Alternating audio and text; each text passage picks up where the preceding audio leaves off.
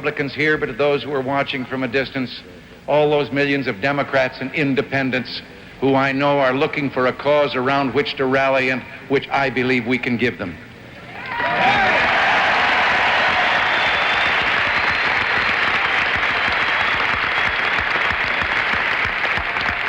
Mr. President, before you arrived tonight, these wonderful people here, when we came in, gave Nancy and myself a welcome.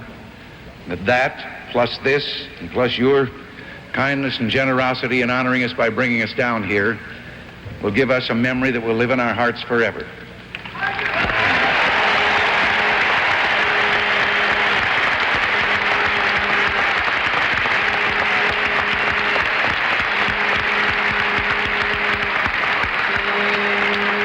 Watching on television these last few nights, and I have seen you also with the warmth that you greeted Nancy, and you also filled my heart with joy when you did that. May I just say some words? There are cynics who say that a party platform is something that no one bothers to read and it doesn't very often amount to much. Whether it is different this time than it has ever been before, I believe the Republican Party has a platform that is a banner of bold, unmistakable colors with no pale pastel shades.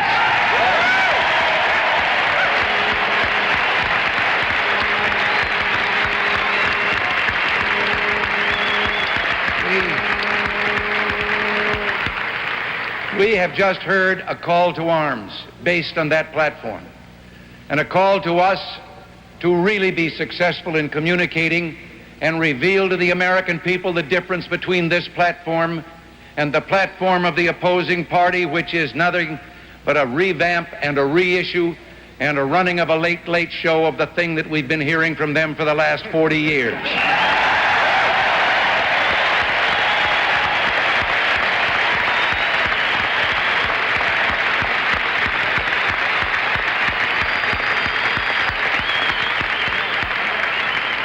If I could just take a moment and I had an assignment the other day. Someone asked me to write a letter for a time capsule that is going to be opened in Los Angeles 100 years from now on our tricentennial. It sounded like an easy assignment. They suggested I write something about the problems and issues of the day, and I set out to do so, riding down the coast in an automobile, looking at the blue Pacific out on one side and the Santa Ynez Mountains on the other, and I couldn't help but wonder if it was going to be that beautiful 100 years from now as it was on that summer day. And then, as I tried to write, let your own minds turn to that task. You're going to write for people 100 years from now who know all about us. We know nothing about them. We don't know what kind of a world they'll be living in. And suddenly, I thought to myself, if I write of the problems, they'll be the domestic problems of which the President spoke here tonight, the challenges confronting us, the erosion of freedom that has taken place under Democrat rule in this country, the invasion of private rights, the controls and restrictions on the vitality of the great free economy that we enjoy. These are our challenges that we must meet.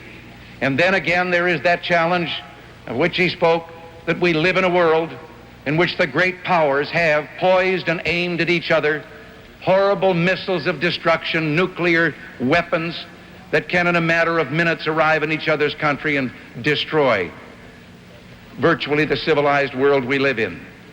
And suddenly it dawned on me, those who would read this letter 100 years from now will know whether those missiles were fired. They will know whether we met our challenge, whether they have the freedoms that we have known up until now will depend on what we do here. Will they look back with appreciation and say, thank God for those people in 1976 who headed off that loss of freedom, who kept us now 100 years later free, who kept our world from nuclear destruction? And if we failed, they probably won't get to read the letter at all because it spoke of individual freedom, and they won't be allowed to talk of that or read of it. This is our challenge, and this is why here in this hall tonight, better than we've ever done before, we've got to quit talking to each other and about each other and go out and communicate to the world that we may be fewer in numbers than we've ever been, but we carry the message they're waiting for. We must go forth from here united, determined that what a great general said a few years ago is true. There is no substitute for victory. Mr. President,